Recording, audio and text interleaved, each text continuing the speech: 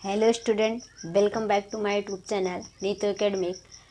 कैसे हैं आप सब दोस्तों? उम्मीद करते हैं अच्छे होंगे और आप लोग अपनी पढ़ाई पर फोकस कर रहे होंगे, मेहनत बराबर कर रहे होंगे। दोस्तों, आज हम देखने वाले हैं कोलराउस का नियम। कोलराउस का नियम जो हमेशा एग्ज़ाम में पूछे जाते हैं। तो चलिए दोस्तों, आज देखते हैं कोलराउस का नियम। कोलराउस के नियम में ये बताया गया, आप लोग जानते होंगे कि वैद्युत अपघट्य विलयन लेते हैं। किसी भी पात्र में क्या लेते हैं? वैद्युत अपघट्य विलयन। वैद्युत अपघट्य विलयन किसे कहते हैं? जिसमें धारा का प्रवाह आसानी से होता है, उसे हम क्या कहते हैं? वैद्युत अपघट्य विलयन। ये वैद्युत, और इसमें ये कोलराउस का नियम क्या कहता है कि कोलराउस का नियम अनंत तनुता पर लिया जाता है। अनंत तनुता पर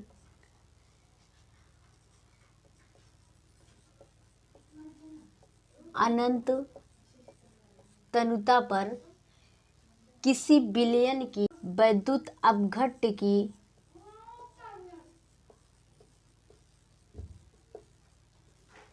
अनंत तनुता पर वैद्युत अपघट्य की मोलर चालकता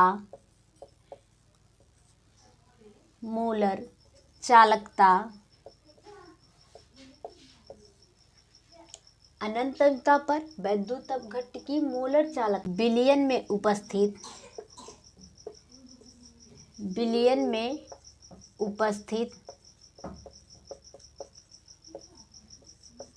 धनायनों और ऋणायनों की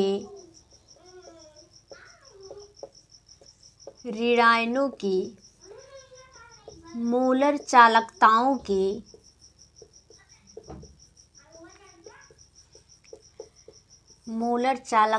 के योग के बराबर होता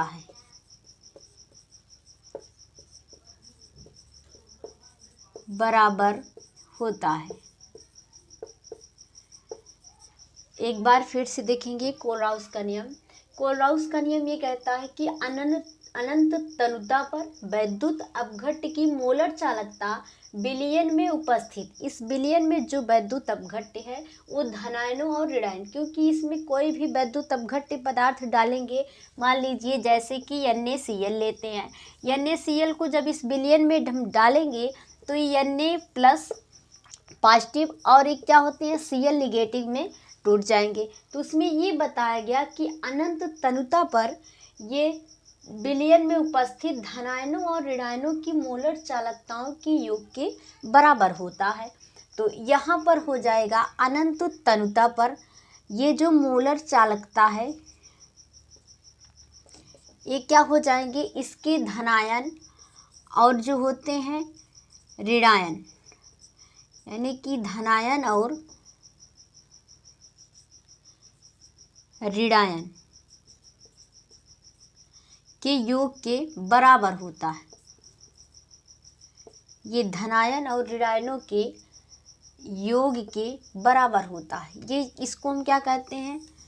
इसको कोलराउस का नियम कहते हैं। इसमें अब इसके हम देखेंगे अनुप्रयोग क्या होते हैं। अनुप्रयोग तो ये बताया जा सकता है कि किसी भी विलयन की हम मोलर चालकता यहाँ पर ज्ञात कर सकते हैं। जैसे हमने NaCl लिया तो यहाँ पर ये अनंत तनुता पर NaCl विलयन लिया, ये किस में हो जाएगा? Na प्लस और किस में हो जाएगा?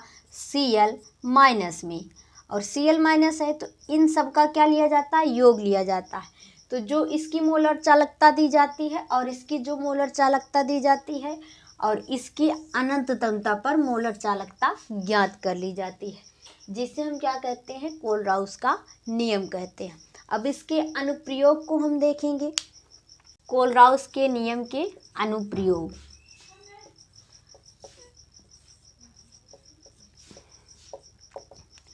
अनुप्रयोग में तो आप ये भी बता सकते हैं कि इसमें जो मोलर चालकता होती है उसको ज्ञात करने में, तो पहला क्या हो जाएगा कि अनंत तनुता पर मोलर चालकता ज्ञात करने पर, अनंत तनुता पर मोलर चालकता ज्ञात करने में।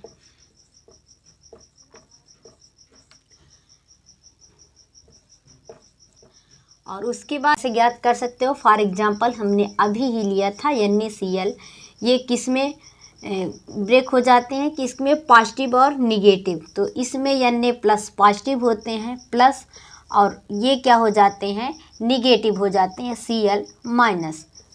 तो इस तरीके से ज्ञात कर सकते हैं।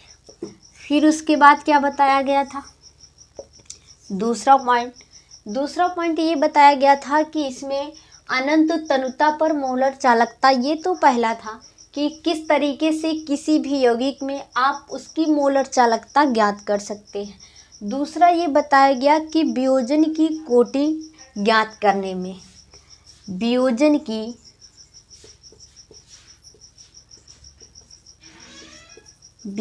की कोटि ज्ञात करने में। वियोजन की कोटि कैसे आप यहाँ पर ज्ञात कर सकते हो। वियोजन की कोटि जो होती है किसे कहते हैं, पहले आप ये समझ कि किसी सांद्रता में मोलर चालकता, किसी सांद्रता में अनंत तनुता पर मोलर चालकता, वैद्युत अपघट्य की मोलर चालकता, यहाँ सांद्रता है तो यहाँ पर C हो जाएगा, ये इनफाइनाइट डेल्टा M रहते हैं, हमेशा पूछे जाते हैं बोर्ड एग्जाम में, और आप लोग तैयारी अच्छे से करते रहिएगा। Thank you.